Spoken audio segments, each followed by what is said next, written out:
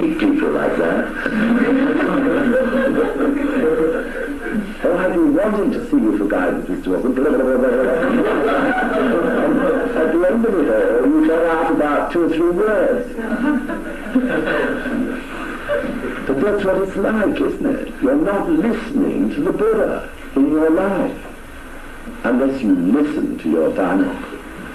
If you spend all the time concentrating on your problems, you're just talking to Nichiren Daishonin or to the Buddha state about your problems. You're never given a chance to hear his wisdom. Dharmaku is wisdom, isn't it? Dharmaku is what is activating the wisdom so that you can solve your problems. So it's good to listen to that wisdom a bit. So I really recommend, that you try to struggle with yourself, not to just concentrate totally all the time on your problem. Of course it's important to do so. Of course it's important to make determinations, prayers, express your wishes, but also give time to listen to the Buddha in your heart. Because that would be a good way to begin to really feel the existence of Buddhahood in you. So we should listen, as well as looking at Nam-myoho-renge-kyo. We should feel its vibrations, which we will do, going through our lives. So I think it's good for the first few moments of your daimoku to listen to it. And especially important to listen to it in the last few minutes of your daimoku. If you end your daimoku with nothing but problems in your mind, then you get up from the Gosho with those problems in your mind. If you end daimoku with Nam-myoho-renge-kyo, the sound of the Buddha state, in your mind, in your life, then that's what you'll move forward. That state of life, you'll move forward into the rest of the day. So if you have that tendency only to be chanting about your problem, please give the Buddha a chance and see what a difference it makes. But definitely you'll feel an incredible joy coming up in your life if you spend those last few moments trying hard just to listen. Incredible, from deep down you'll feel this joy coming up. So often I've heard Japanese leaders say, you should chant until you feel joy rising up in your life. That's it. It will come up, like a great surge, isn't it?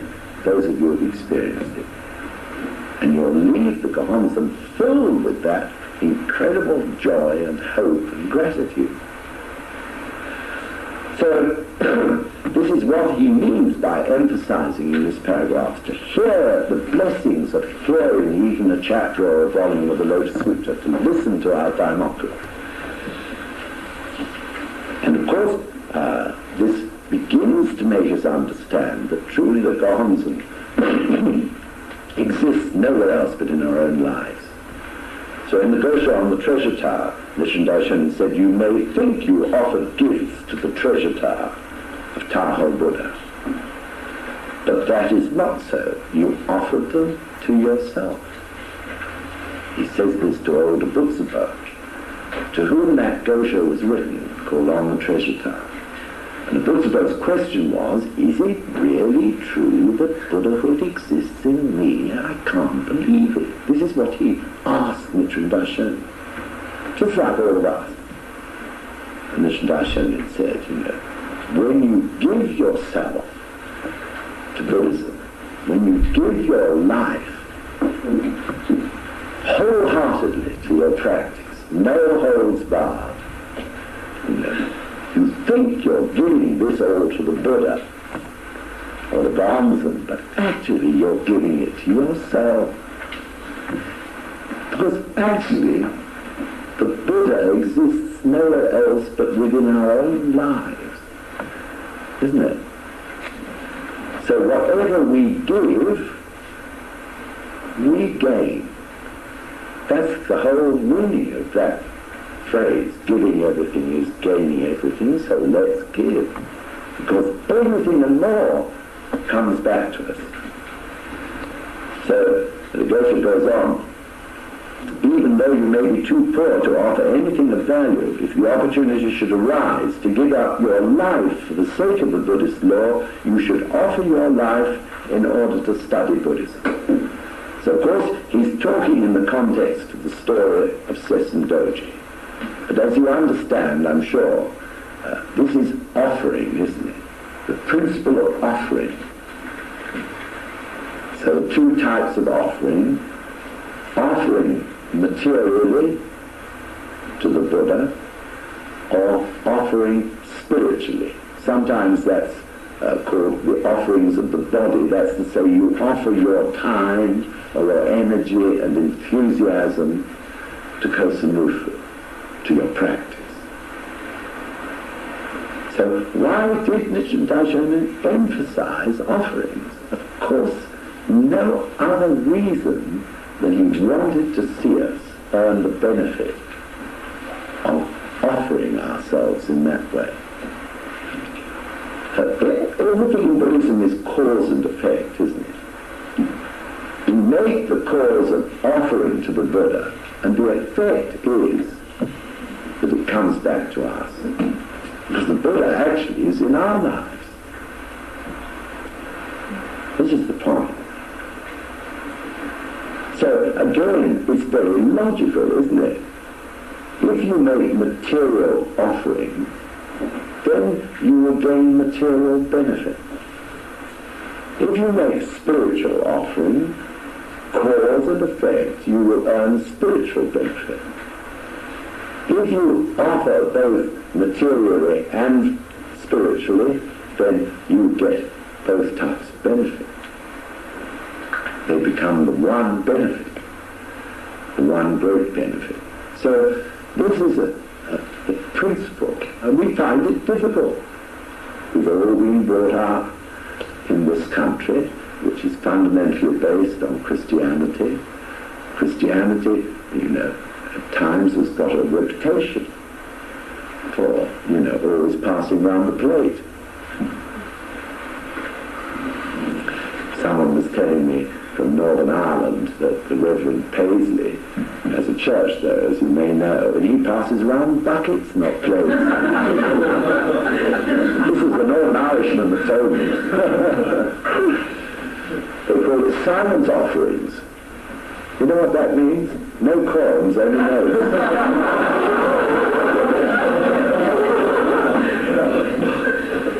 But we're used to that sort of system, because there is no profound teaching behind offerings in terms of those other religions. But Buddhism gets you to the nub of the thing, which of course is the law of cause and effect. You make offering, and inevitably the effect is that you get the benefit through doing so. So this is why he says, offer your life in order to study Buddhism. In that sense, Nichiren Daishonin doesn't mean just theoretical study or even just reading the Gosho. What is studying Buddhism? Studying Buddhism is, of course, reading the Gosho, listening to guidance, but then putting it into action. That's the point, isn't it? Study is study of the results of putting the teachings, which are theoretical, aren't they, into action. That is what studying Buddhism means. And of course, giving your life in that sense, giving yourself wholeheartedly, doesn't mean giving up your life or your way of life, because Buddhism is or equals daily life, doesn't it? We do our Gongyo and Daimoku, but then we go out into our ordinary daily life and live our lives based on the Buddha state instead of on hunger or anger or animality or even hell. So it doesn't mean giving that up. Indeed, we shouldn't give it up. We should maintain our social contacts. But of course it's true that we get much more perceptive about what is valuable and what isn't valuable. But we shouldn't give up our lives in the sense of actually spending all day and every day doing activities. We should take our Buddhahood into society, because that's how we can, the use or the activation of that Buddhahood in the midst of our working life or our families or our social life can actually bring about change. We can express the wisdom of that Buddha state and the compassion of it in every field of life.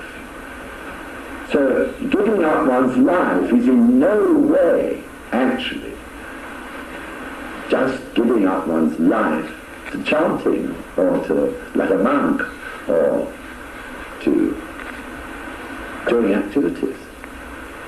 There's more in life than that. If we just go inwards all the time, how can we do Causton? We've got to go outwards. We've got to keep a social life going. And it's very important we do. Okay? Gina and John, now I go on for another 10 minutes. Oh, yes, please. Is that all right? Okay. Is that all right for all of you? Yes. Okay. If anyone's feeling like collapsing, please do.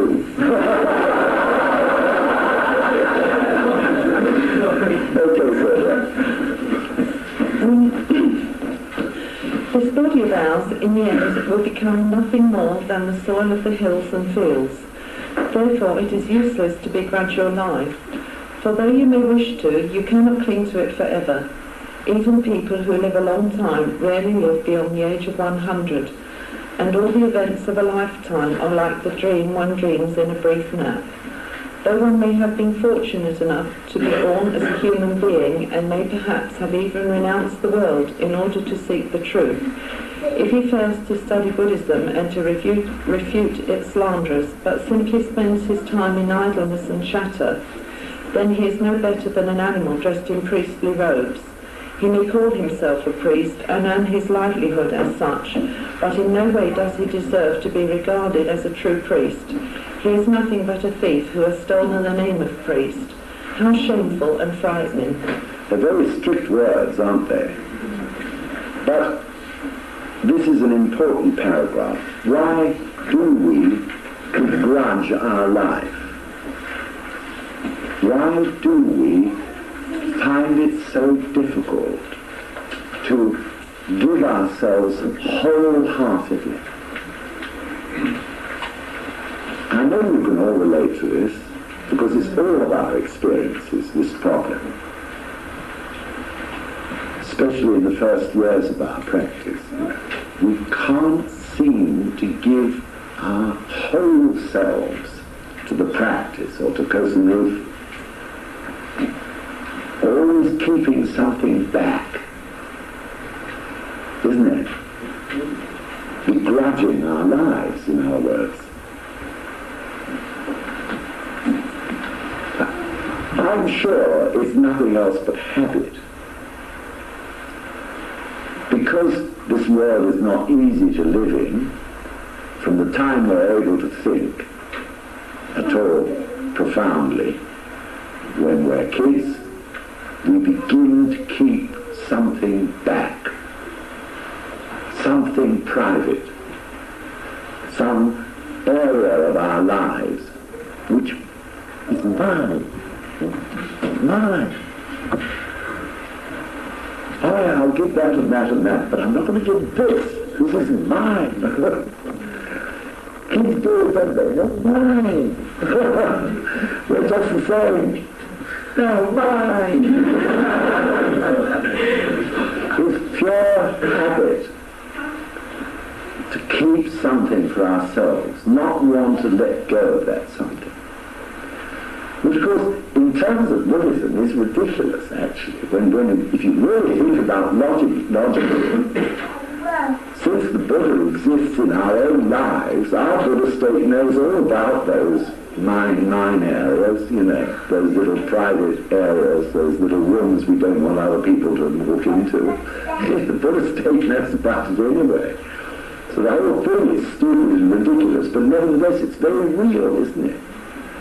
Some feeling that if you give yourself wholeheartedly to the Gonzen, you're giving up something private. Some bit of yourself which you've always held back from everybody and everything, isn't it? This is the problem, isn't it? And we cling on to it so desperately, as if it's important. Though actually, when we eventually come to realize and work this thing out of it, we realize that those areas aren't particularly important at all. Maybe we like, you know, so often to dash into that private room in our own selves, close the door. When we get in there, we feel a bit miserable, really. Not particularly enjoyable at all. This is the stupid part of it, isn't it? But of course, what is giving your life? The important point is that it's giving your life to the Gonzen. When you're in front of the Gonzen, just totally opening your life, not holding anything back. Giving your life, opening your life totally to the Gonzen, and letting the Gonzen take you. Letting the wisdom, in other words, of your Buddha state, which is free because you've opened your life, letting it just take you through life, through the wisdom and compassion which are its qualities. This is giving your life. And of course, when you're open like that to the Gonzen, every action you take in your daily life will be the same. You'll go the way you feel is right by the Gonzen. This is, I'm sure, what the Buddha, absolute freedom, which is mentioned in the second prayer of Gongyo, means. You're not sitting gnawing your fingernails and worrying all the time. You open your life to the Gonzen, and then your wisdom flows freely. Senseis often say, don't become a slave to ways and means. Give your life to the Gonzen, and the way you should live it will just flow. But it's so difficult to do. It's easy to say, difficult to do, because of the private areas. Or because in terms of the Sessendoji's story, we will climb up the trunk of the tree, get out onto the branch, and then we refuse to jump, isn't it? We won't jump. We're clinging on to that bit of life that we think is so important, holding on desperately, to the last twig, as I often call it, refusing to let go. We know we ought to. A lot of our lives is saying, go on, for God's sake, jump. We get impatient with ourselves even. We can't let go.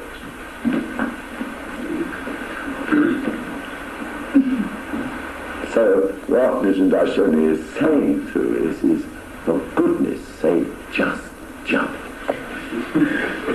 Just give your life. Stop holding back. Just open your life. In that song of the human revolution, forgive me if you've heard me say this before, it's important to me. In the original translation of the words, when Sensei wrote the words for it, there was a line which read, throw out your chest as in a snowstorm. When I read that, I thought, what on earth does Sensei mean, throw out your chest as in a snowstorm? And then gradually, because I know that every word that Sensei writes, he chooses each word most carefully. And then it suddenly struck me one day, yes, what Sensei is talking about is my attitude in front of the gongs. Throwing out my chest, just opening my life to the gongs and not holding anything back. Battling against that negative thing in my life which is saying don't open it or leave that little bit to yourself. That's the snowstorm. So that throwing yourself open and just really trusting the gongs. Okay, I'll try it this way. If that's what the Buddha said, I'm going to try it this way for the next 3 months or the next 6 months and just give my life and put it to the test, isn't it? This is the way. So we should become aware that we're not jumping if we haven't jumped. And we should determine just to try to throw out our chests in front of the gongs and just give our lives, isn't it? This is it. Holding nothing back. Otherwise, we are rather like the priests, the priest who has stolen the name of the priest. So that's what the next paragraph is about, and we'll just do that before I close. Could you read it, Sylvia? In the theoretical teaching